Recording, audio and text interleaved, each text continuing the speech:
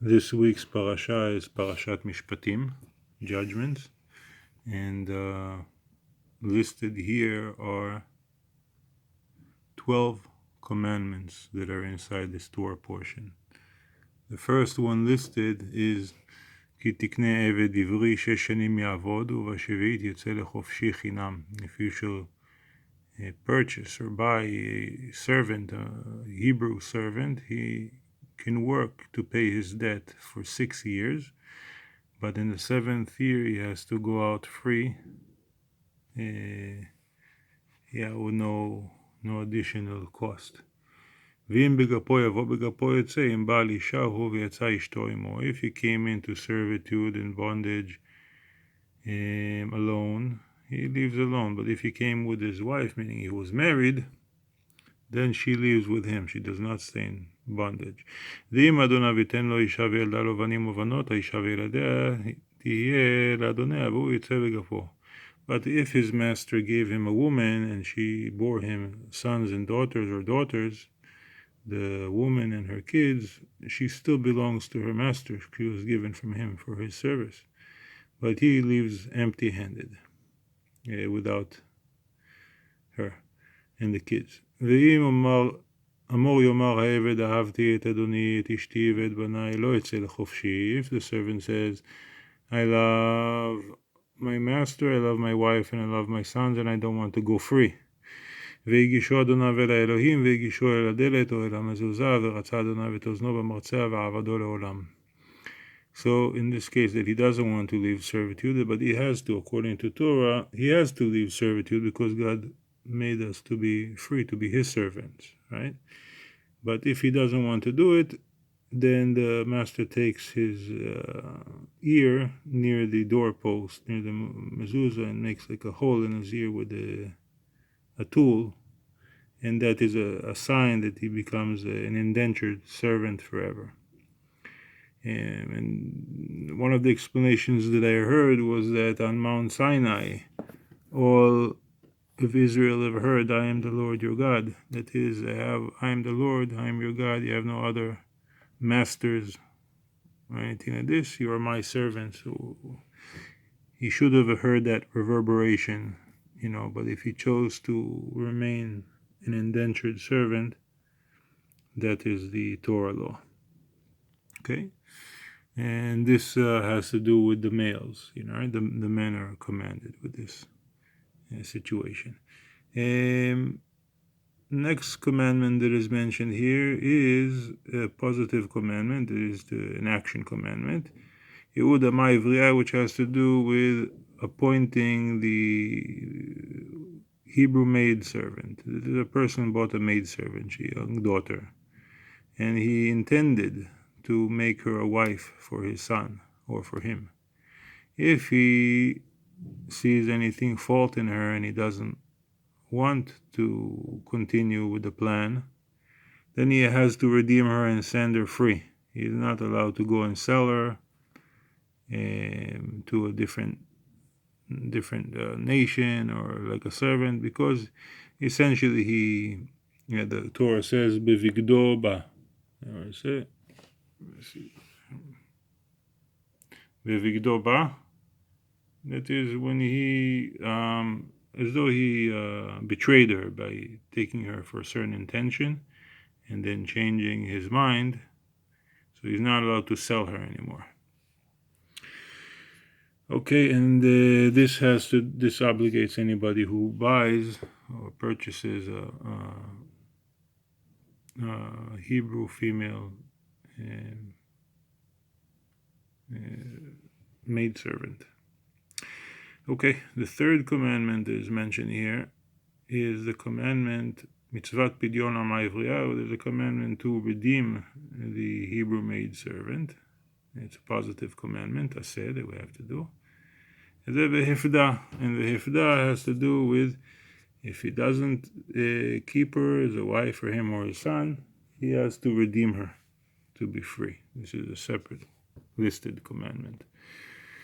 And the fourth one listed here, it says shelo limkor ha'ma'ivriya. It's a negative commandment, lo ta'aseh, that they were not allowed to sell the Hebrew maid servant. Le'am nochri lo imshol lemocha bevigdo ba. Again, that he's commanded he's not allowed to sell her to another nation. All right, as though he betrayed the cause of why he took her.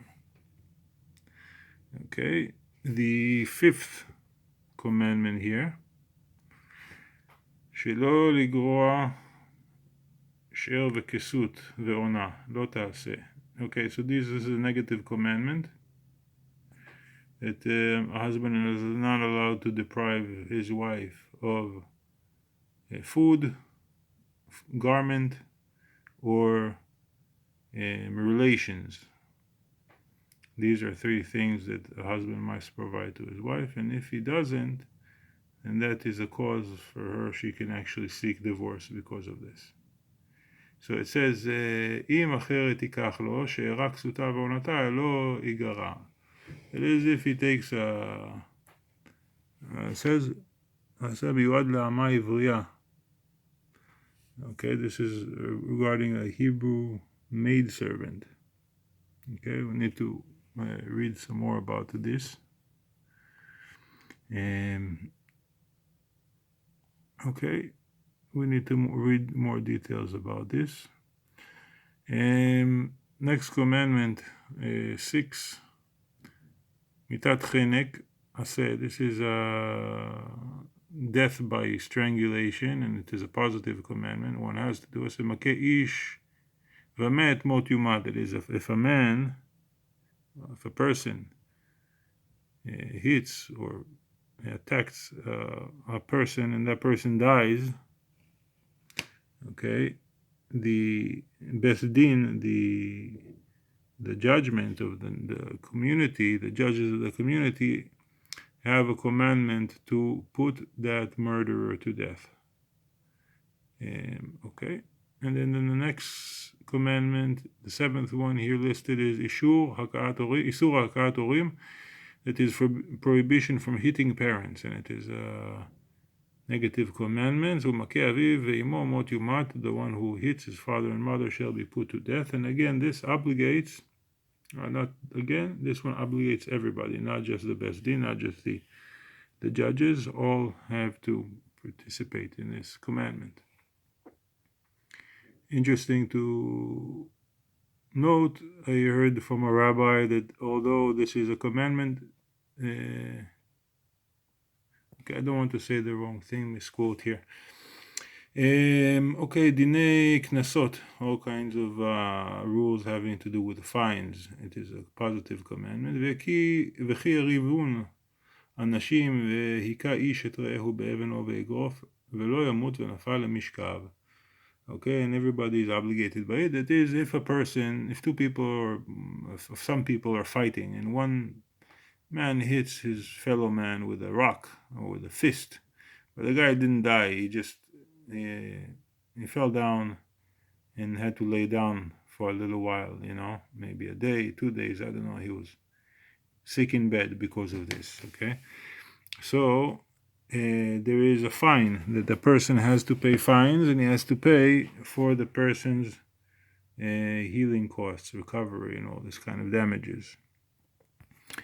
Okay, ninth commandment listed here is mitat saif, which is death by sword. This is a positive commandment, and it says nakom inkom.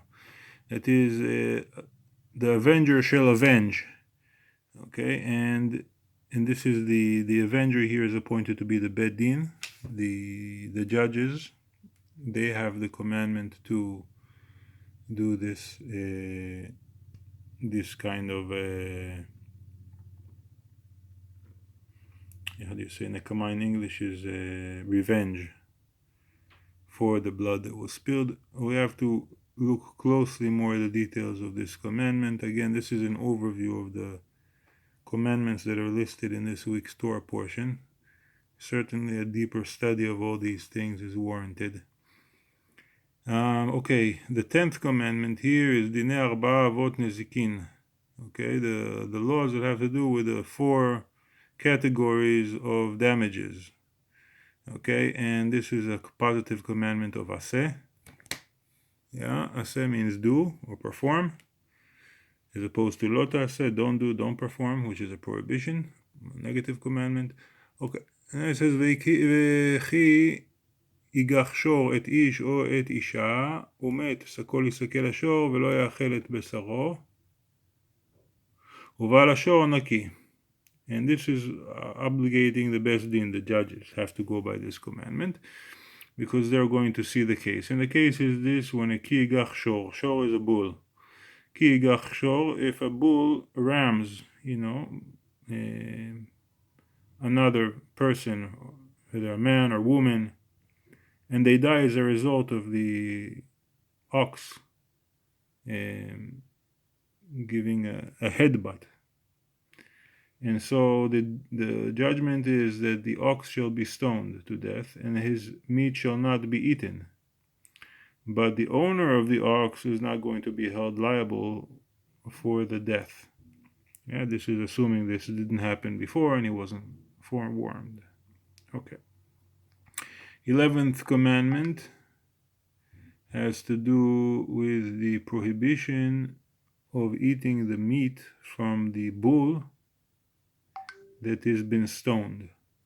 Lo ta'aseh, it is a negative commandment, and it has to do with everybody. It says like this: וכי ייגח שור את איש או את אישה, הוא מת, ושקול יסכל השור, לא יאכל את בשרו, ובעל השור נקי. This is the same as the previous one so far. ואם שור נגח הוא מתמול שלשום, והוא עד בבעליו, ולא ישמרנו, והמית איש או אישה, השור יסכל וגם בעליו יומת. אם כופר יושת עליו, ונתן פדיון נפשו, ככל אשר יושת עליו.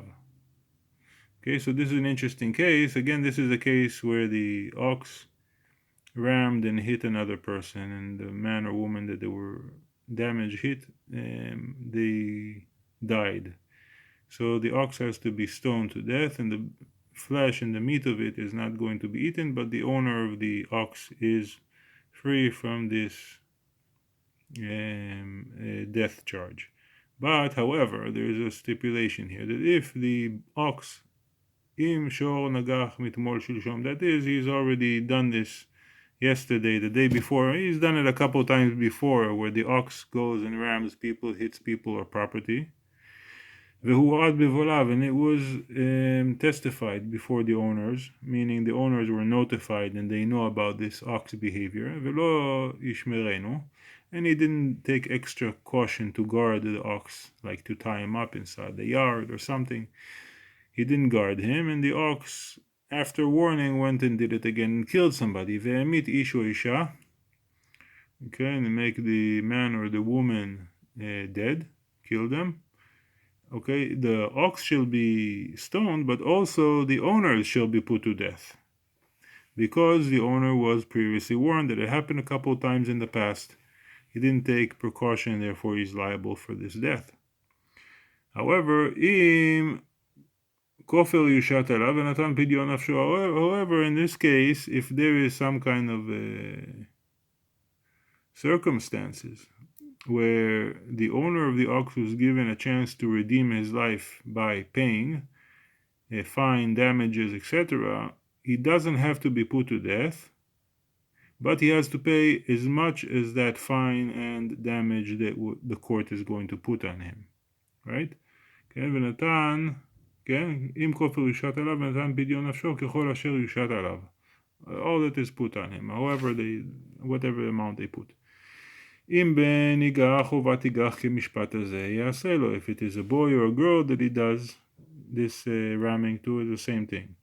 אם עבד ייגח השור או אמה, כסף 30 שקלים ייתן לאדוניו והשור יסכל. However, if the ox goes and rams a slave, like a manservant or a maidservant, right, that are property of the owner, the owner of the servant is going to be repaid 30 shekels of silver, and the ox shall be stoned.